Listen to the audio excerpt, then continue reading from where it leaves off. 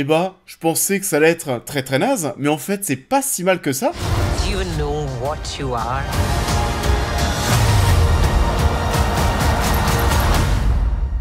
I'm a superhero.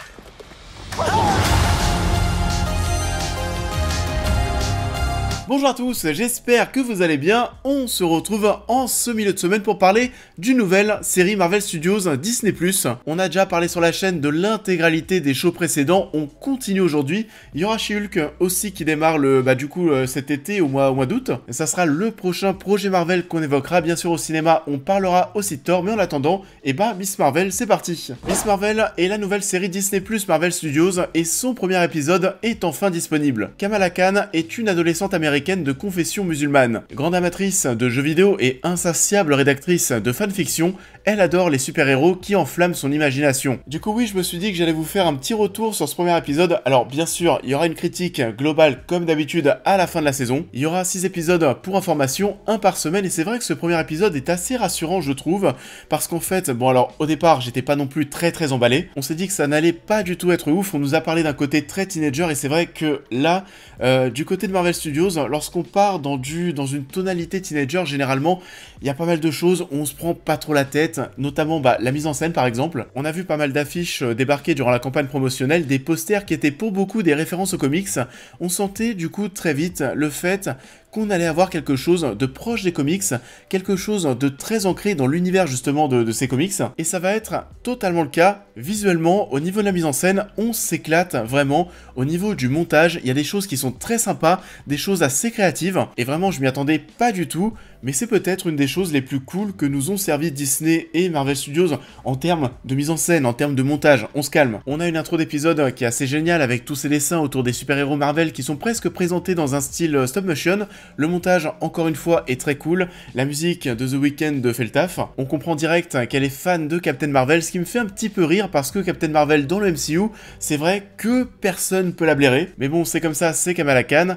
Kamala Khan d'ailleurs, c'est un personnage qui est important pour Marvel parce qu'on sait qu'on cherche à mettre en avant depuis pas mal de temps des héros de toutes les origines. On est ici sur une héroïne qui est musulmane. Il y a des phrases un peu clichés du style « Une fille de couleur ne peut pas sauver le monde ». Enfin voilà, vous voyez où est-ce qu'on va aller. C'est un personnage qui de même a été mis en avant sur la scène vidéoludique parce que oui, elle était le personnage principal du très récent mauvais jeu Avengers. Il y a toujours un méchant qui menace la planète. Tu es déjà une héroïne. La seule qui reste à convaincre, c'est toi-même. Nous pouvons l'arrêter. Ouais, là c'est bien mieux. À toutes les unités, trouvez la fille.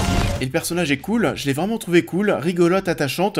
Je la compare un petit peu forcément à America Chavez qu'on avait dans Doctor Strange 2, parce que voilà, bon, on est sur l'introduction de deux petites filles dans l'univers. Sauf qu'America Chavez, pour le moment, j'en ai un petit peu rien à faire, alors que Kamala Khan, je la trouve très agréable. J'ai hâte de la voir dans les futurs épisodes parce qu'elle est plaisante à suivre. On va suivre aussi ses problèmes d'adolescence, elle a envie forcément de commencer un petit peu à sortir seule. Ses parents vont être très protecteurs, trop protecteurs, on met vraiment en avant le côté famille musulmane, et ça va créer des petits soucis du coup. C'est vrai que tout ce qui tourne autour de Kamala, ça me plaît. Maintenant, encore une fois, la surprise, c'est vraiment les efforts de mise en scène. Il y a des choses qui sont vraiment très sympathiques. À un moment, Kamala Khan est en train de parler avec l'un de ses potes.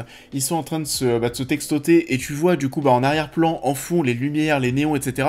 Tu vois du texte apparaître, des smileys. En fait, tu suis leur conversation mais via les décors et l'arrière-plan. Il y a des animations qui apparaissent parfois sur les murs. On parle d'une petite fille qui a une imagination débordante et tout ça, on le voit à l'image. Il y a aussi ce passage où elle est convoquée à l'école par un certain Gabe et on va les suivre tous les deux en train de converser. Les deux personnages sont en face de nous, et puis petit à petit l'écran va se splitter en deux, et puis on est maintenant avec deux caméras qui vont chacune se diriger vers le visage d'une personne. Il y a du travelling, des plans longs, non, on essaye vraiment de faire des choses assez sympathiques dans ce début de série. C'est principalement pour cette raison que je voulais vous faire ce petit retour. Je pensais que ça allait être un tout pété, et finalement non. J'ai assez hâte de voir plus, de voir Kamala Khan utiliser ses pouvoirs, commencer à interagir avec certains Avengers.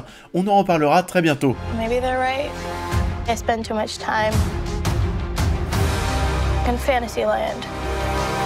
That is not you.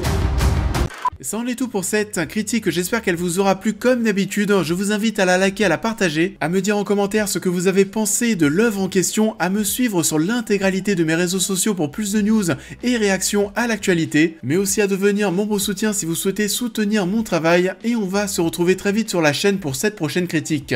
One last deal to be done.